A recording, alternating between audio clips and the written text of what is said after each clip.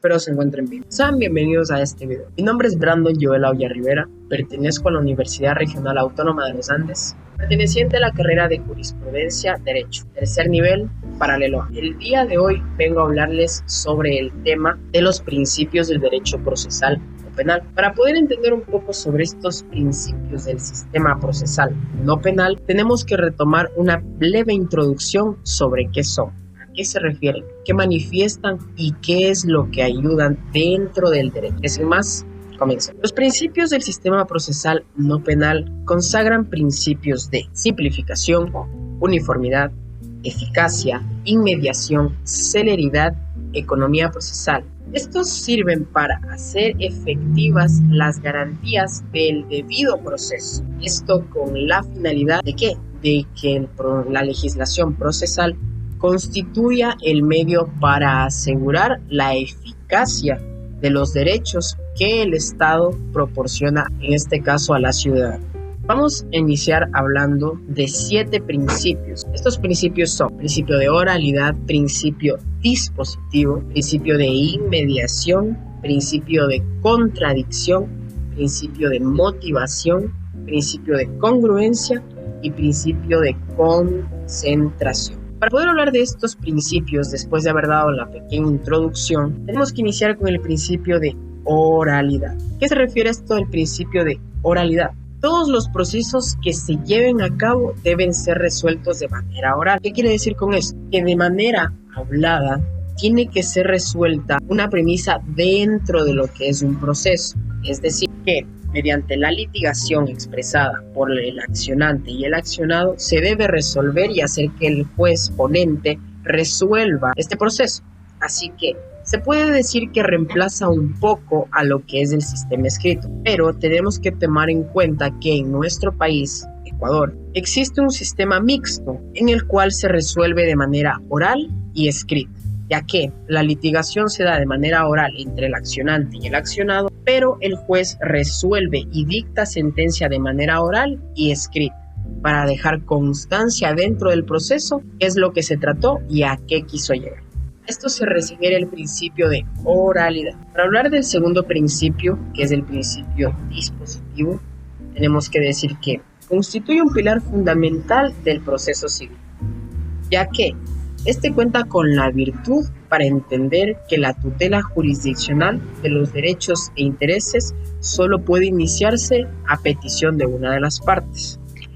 ¿Qué quiere decir con esto? ¿A qué quiere llegar? Bueno, tenemos que abordar de que este se apoya a dotar a los litigantes, es decir, a la parte accionada y accionante, que tengan los mismos mecanismos para defenderse, destacando que no se habla de reclamar un derecho a ser igual que los otros, no, sino entonces, ¿a qué quiere decir?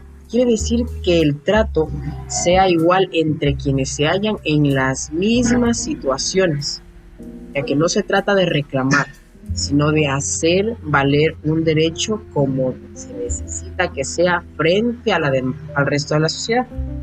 A eso se refiere el principio dispositivo. Bueno, en el siguiente principio a tratar tenemos el principio de inmediación. Al hablar del principio de inmediación, ¿a qué nos referimos? ¿Qué es lo que queremos tratar con este?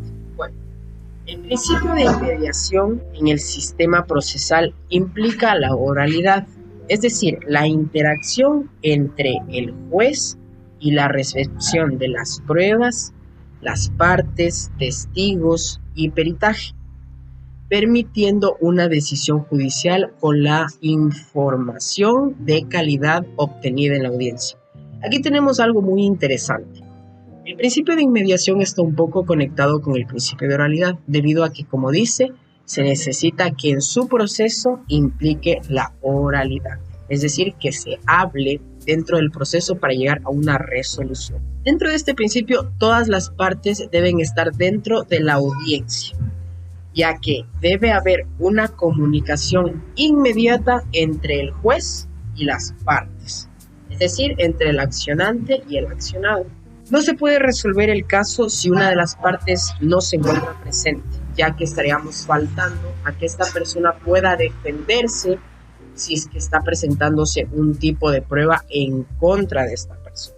Eso en cuanto al principio de inmediación. Vamos al siguiente principio, que sería el principio de contradicción. El principio de contradicción es un criterio que rige el derecho procesal, que se expresa que toda persona tiene derecho a confrontar las pruebas que se presente contra él en un juicio. Es decir, dentro de este juicio es esencial y fundamental para el proceso este principio. ¿Debido a qué? ¿Por qué? ¿Por qué se necesita que este principio entre al proceso? Si es que este principio no se hiciera valer, no existiría la litigación. Es decir, el accionante y el accionado no podría en este caso litigar y tampoco presentar y defenderse en contra de pruebas. ¿Qué quiere decir esto? Este principio implica una dualidad de las partes que sostiene posiciones jurídicas opuestas entre sí. Quiere decir de que en las mismas oportunidades de las partes de poder actuar en contra de una acción tomada por la contraparte con la finalidad de corroborar que no exista ningún tipo de irregularidad al momento de presentar algún testimonio, algún peritaje o alguna prueba dentro del proceso. Esto es lo que tenemos en cuanto al principio de contradicción. Ahora vamos al siguiente principio, el principio de motivación. El principio de motivación es importante debido a qué quiere decir la motivación. ¿Qué es lo que motiva? ¿A qué nos ayuda el principio? Bueno, esto tiene más que ver con la parte de la decisión que tome el juez.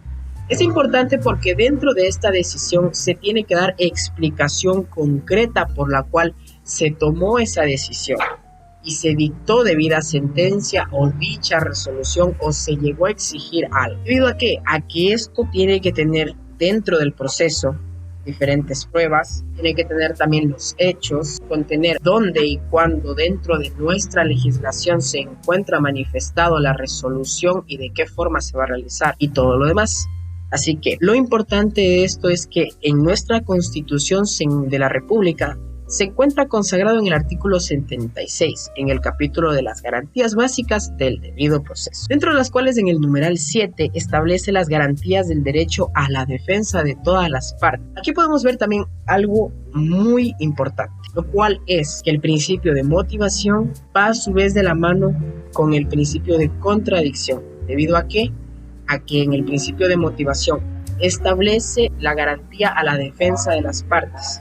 Y en el principio de contradicción establece a que no deben existir irregularidades y que aquí puede ser la dualidad de las partes a presentar posiciones jurídicas opuestas para darles las mismas oportunidades. Eso en cuanto al principio de motivación. Pasamos al siguiente principio. El siguiente principio a tratar es el principio de congruencia. El principio de congruencia exige que entre las acusaciones y la sentencia tomada exista identidad de hecho de lo que se juzgó. Quiere decir que tenga relevancia los hechos con una sentencia y con los diferentes procesos que se llevaron a cabo. Entonces, ¿esto para qué sirve? ¿De qué nos ayuda? Esto ayuda a que la actividad acusatoria o defensiva se haya mantenido incolume ante los requerimientos de la evaluación del juicio del juez. Quiere decir que aquí el juez deberá resolver en base a lo que hay dentro del proceso, es decir, los hechos, las pruebas, documentos,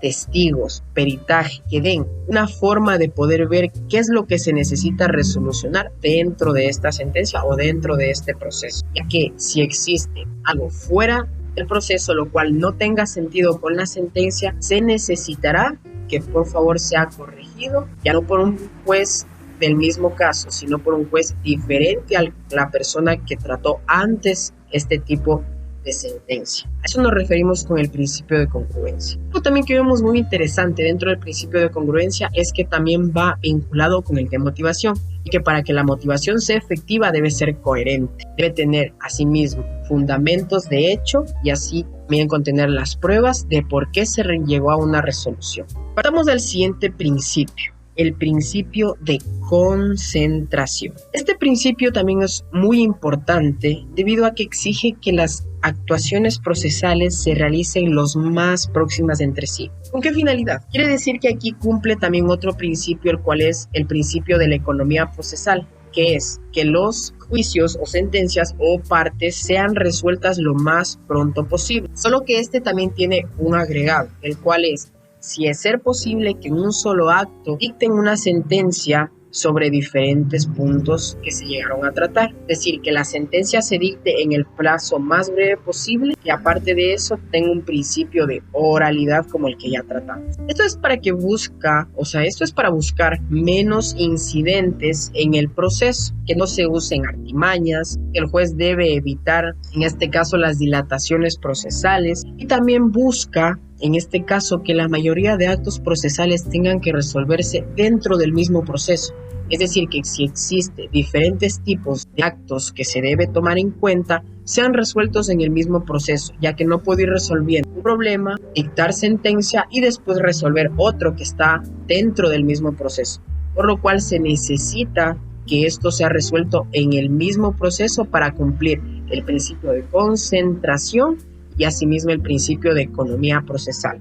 ¿A través de qué principio? Del principio de oralidad, es decir que estos tres principios van de la mano entre sí, ya que ayuda en este caso a que todos se coordinen y mantengan una sucesión estable. Para poder finalizar tendríamos que hablar un poco con una breve conclusión de estos 7 principios, qué es lo que nos enseñaron. ¿Qué es lo que nos dieron a entender conforme la explicación que hemos dado? Antes que nada tenemos que pensar que los principios existen para poder hacer efectivo los derechos que el Estado nos proporciona a los que pertenecemos a la sociedad. Dentro de estos principios se garantiza la eficacia, la uniformidad, la simplificación, la celeridad y la economía procesal, como hemos dicho. Esto ayudando a que los procesos sean rápidos, no tengan ningún tipo de incongruencias, los procesos se manifiesten de manera correcta y no exista ningún tipo de problema en cuanto a lo que se quiere decir que sea transparente y justo. Busca que las personas tengan más posibilidad de confiar en el Estado que tener miedo a que tal vez el Estado falle en contra de estas personas y sus derechos. Así que la parte accionante y accionada pueden tener el mismo tipo de apoyo por parte del Estado, más que creer que el Estado solamente los va a condenar sin antes tener pruebas las cuales sustenten si esta persona debe ser sentenciada o si esta persona tiene culpa o si en sí la persona realmente cometió la acusación por la cual se le están imputando. Entonces, podemos decir que los principios del derecho procesal no penal son principios que ayudan a la transparencia, uniformidad y simplificación de los casos, ayudando a que las sentencias sean más breves, transparentes, seguras y que las personas confíen más en el Estado y en su forma de impartir justicia. Espero que este video les haya ayudado y les haya enseñado bastante. De mi parte fue un placer haber hablado sobre estos principios y recuerden que cualquier situación que deseen saber se lo puede consultar más, ya que no todos estos son los principios que tenemos dentro de nuestra legislación. Existen muchos más principios los cuales son más interesantes que los anteriores. Los invito a que lean, los invito a que investiguen y también a que sepan que el amor por la carrera de Derecho es único. Muchísimas gracias. Espero les haya gustado el video.